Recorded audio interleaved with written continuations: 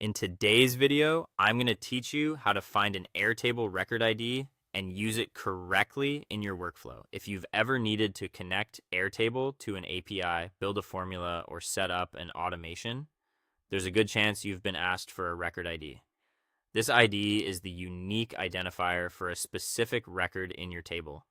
And once you know where to find it, the process is actually very simple. To begin, open your Airtable base and go to the table that contains the record you want to work with. Make sure you're in the correct table before moving on, especially if your base has multiple tables with similar data. This helps avoid copying the wrong record ID by mistake.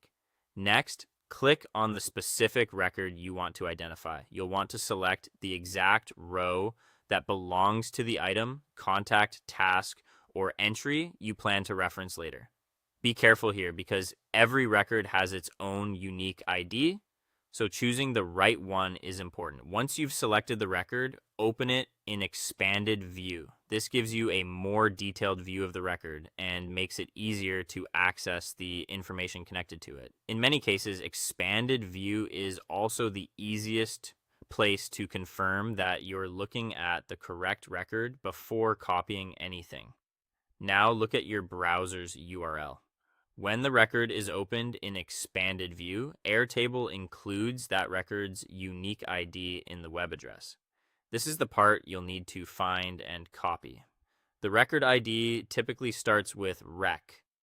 That prefix is a helpful signal because it tells you that you're looking at a record identifier and not some other part of the URL.